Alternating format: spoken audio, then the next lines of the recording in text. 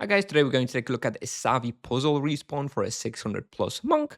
So I recommend this, yeah, for 600 plus, the raw experience you can get is about 5.5. Expected loot is about 1.3 kk per hour plus. This will depend on your luck. Like as you can see here, for example, here I was incredibly lucky. Gain like 2.2 kk per hour if you were to extrapolate it. But yeah, in my experience, you can get something like 1.3 kk per hour. Now, this will maybe even be a little bit higher these days because these analyzers were before the weekly delivery system was implemented. So you may even get a little bit more from the creature products. Anyway, pretty profitable spot. Experience is okay. I had 2 charms active, everything other than the Black Sphinx, I believe, and I only have 1 Animus on the Burning Gladiator. Anyway, I think this place is fine, but it's not like amazing. It's just very, very good for the bestiary for these 3 guys, especially Black Sphinx Acolytes. This is by far the best place to do them. If you compare this to the Issavi sewers have more Burning Gladiators, but fewer Priestesses and Black Sphinx Acolytes. So if you care about bestiary, it's better to come here. And also, this is better experience than Issavi sewers. So just a recommendation for mostly bestiary or like boosted monster or like a bounty, for example. Anyway, overall tier rating, I would give it as like B+. It's actually, it's pretty okay spot. It's not a meta spot or anything, but it's pretty damn good for the monk. It's also basically 0 supplies. If you notice, I've basically not used any supplies. I'm just hunting here with Exura Grand plus the leech from my weapon and stuff. I don't actually need any supplies. I'm only using Transcendence potions. The difficulty I give is about 5 out of 10. Those monsters can deal a lot of damage. So you do want to be careful in a couple of the places, otherwise you will maybe go a little bit too hard. I mean, the Black Sphinx Acolytes with the skeleton summons deal do a lot of damage. So just kind of be careful. Make sure to wall box instead of getting yourself fully trapped. And it's fine. I mean, I've never felt like I was really in any danger of dying. And if I had my ultimate spirit potions ready, just in case of an emergency, then it would have been fine anyway. And yeah, it'll take about 12 hours for full bestiary for everything here. Moving on, requirements, level 600 plus. To access, this is the part of the Kilmaresh quest, the Revenge of the Ogres mission. So this is basically the one past the waterfall on all the ogres and all the little puzzles that you have to fill out. Once you've done them, you've got free access to this place. You can come here very, very easily. Yeah, very, very nice spot. This place can be effectively hunted definitely by monks and knights. Very good for monks and knights.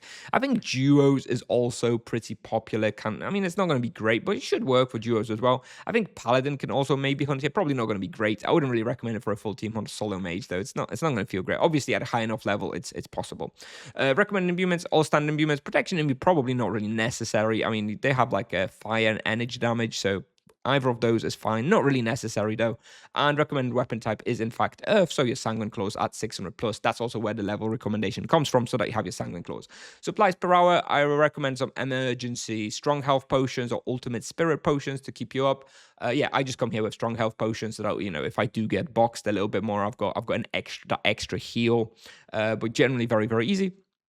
6 Transcendence Potions, of course. For the charms, I would recommend Divine Wrath on the Acolyte, Freeze on the Gladiator, and then let Low Blow or Savage Blow on the Priestess. For the wheel, I recommend T2 Chain with T2 Outburst if you have the right level. I believe that's like 650 that you need for that. If you don't have it, then just go for T2 Ascetic. That is the default one, the better one. But once you unlock T2 Chain, then you should go for that one. And your leftover points, as always, should go into lesser gems, ideally with flat hit points. And the character you'll see in the video is level 692 Monk with 117 Fist and 50 Magic level. And this is basically the lap. It's very, very, very, very simple. It's just the bottom floor where the grave is in the middle. And you come down here through here. So yeah, usually, basically the lap is you kind of go through here, just pull everything out. And I usually finish in the wall box around here. Then I'll go up north.